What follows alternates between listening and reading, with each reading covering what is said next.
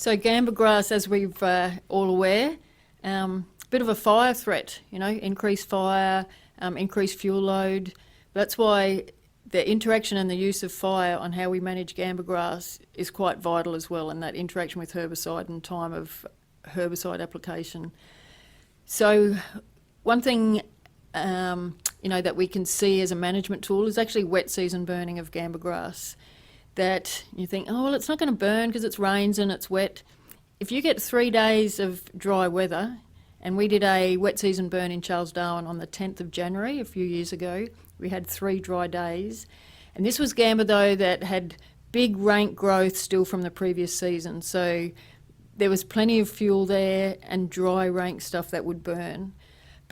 So we got a really nice fire that went through, crackled through the gamba grass, but it didn't do a huge amount of damage to the other native species that were there. So we had very little scorch on the eucalypts and native both undergrowth, even the perennial grasses, minimal impact. That was in January. Then by April, the gamba you could hardly even tell that we'd burnt it, had all regenerated. You had great leaf came back. Then we could spray that with the herbicide and you got really good effective brownout, 100% brownout, as the gamba really sucked in that herbicide. And then a good thing with that was that the gamba biomass still was retained in that system, so that when we got early rain the next following wet season, that we had gamba still as a biomass that then helped reduce the risk of erosion.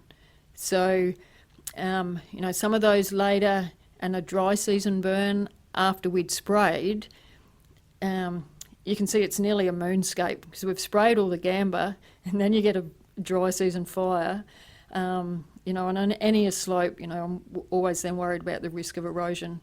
One thing though, it is easier said than done to keep wildfire out, that's for sure. But in areas where you can try and manage fire, and use a wet season burn to help manage gamba, I think it's a tool we should have in our toolbox. And so I suppose 2 really take-home messages with that interaction between herbicide and burning is, from what I've seen and results, is that if you burn it, you must then go and spray it. So make sure you do the follow-up spraying. Otherwise, all you're doing is positively reinforcing that gamba will keep coming back.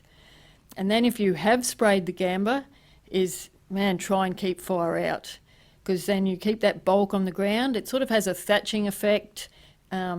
It stops, seed soil contact from any gamba seed that might come into the system. And I think it then helps the recruitment of your native species as well. So yeah, the 2 take home, if you burn it, wet season or dry season, doesn't matter, you must follow up with spraying that following wet season. And if you have sprayed it and you've got some really good dead 100% thatched out gamba, then try and keep fire out and make sure you go and do follow-up spraying to get the isolated ones that might come back.